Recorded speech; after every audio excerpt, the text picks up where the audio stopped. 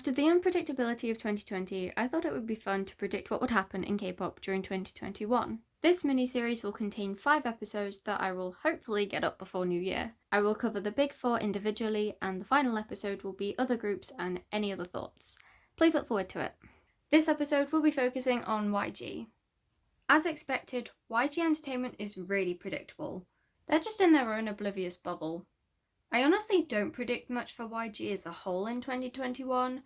I think they'll just continue as normal with most of their artists in the dungeon. I can see a scandal happening to do with the company. I'm thinking it would involve money or stockholders or some business stuff. I see it affecting the company's image, but not the artists. As for YG's supposed girl group, I'm becoming less sure they even exist. If they do, then I can see them being a Blackpink 2.0 and debuting with a girl crush sexy concept that feels a bit more hardcore on the girl power than other rookie girl groups do. If they do this, then they'll be met with tons of backlash and hate. However, I don't see this scaring YG, as he knows that Blinks will invest in Blackpink's little sisters and the group will end up doing well anyway. Blackpink. There have been mixed opinions on this, but I think that Blackpink will go back to their old ways next year.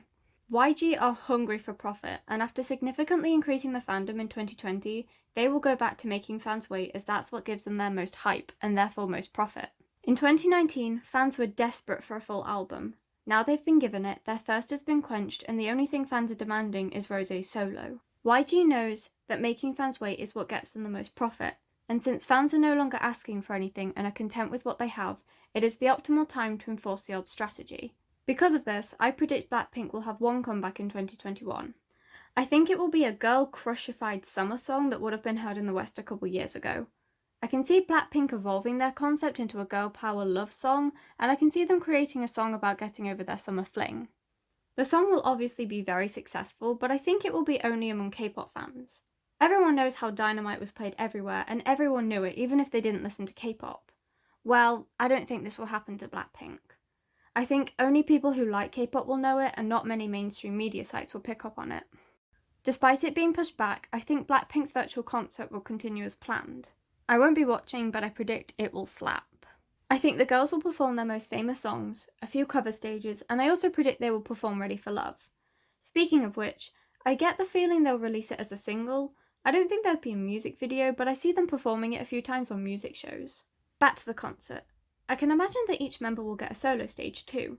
Jennie will perform solo, Jisoo a vocal-heavy song, Lisa a rap-based song, and I think Rosé will perform her solo. But I'll get into that a bit later. For the concert, YG is using YouTube's membership feature, and I can see them utilising it a bit in the future. I think fans would get angry if the concert was the only thing they paid for, so I think there'll be a couple more member-exclusive videos, but I don't think it will be many. Now on to the individual members. For Rosé's solo, I think it will happen, and I think it will happen very soon. I get the feeling it will be released in March or April and will be a cozy spring song which perfectly showcases her vocals. I know it will have heartfelt and personal lyrics, and I'm predicting that I will cry. I think the solo will be part of a mini-album with around 3 to 4 songs, of which I think at least 2 will be in English. Hiya, this is Editing Ellie here, and I just read that Rosé will film her solo in January, so a release in March or April is totally likely. However, I am going to alter my prediction slightly to late February or March time. Please enjoy the video, see you later! I predict Lisa will release a solo too next year. I can see her doing a collab with a rap artist, but I also see her doing something completely on her own. I think Lisa would want to combine all the elements she's good at, so I predict the song will be rap heavy but also have a beat drop chorus and dance break in order to showcase her incredible dance skills. Speaking of which, Lisa will definitely continue her Lilies film, and I predict that one of them will be in partnership with another idol. I'm going to go on a whim here and say that Lisa will begin presenting of some sort.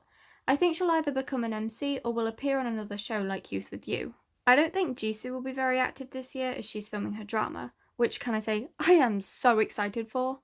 I can see her, or the group as a whole, releasing a song for the drama soundtrack.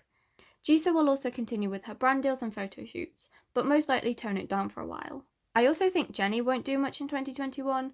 It seems like she's perfectly happy with just her brand deals and photo shoots, but if she were to have a solo comeback, I think it would be a Christmas song.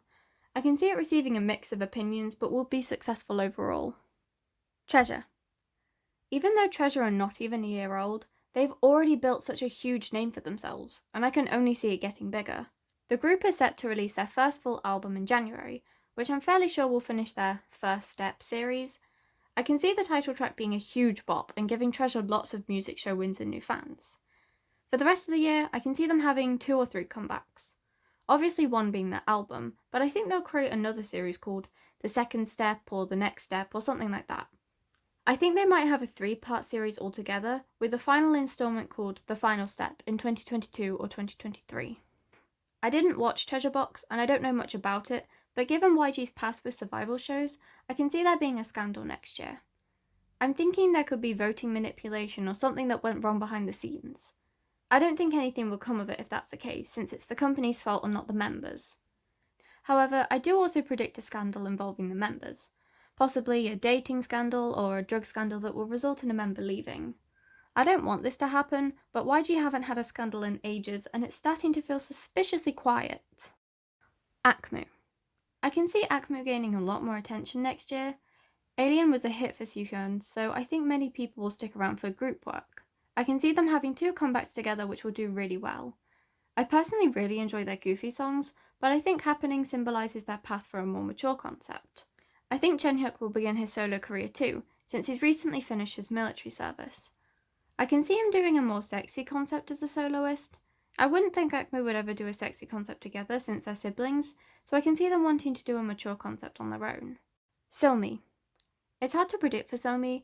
I definitely think she will have at least 1 comeback, but I can't tell if she's being put in the dungeon or she's purposely waiting in order for her comebacks to be perfect. She's very active on her social media, so we know she hasn't been forgotten.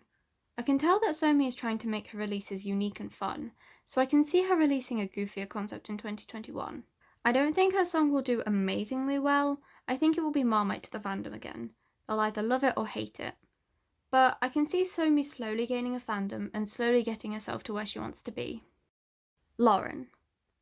LOREN's debut was iconic, and he seems to be very popular since he starred in Lovesick Girls. Empty Trash was self-written and self-produced, so I can see him continuing for his comeback. I can see him releasing a single similar to Empty Trash and it gaining a lot of attention.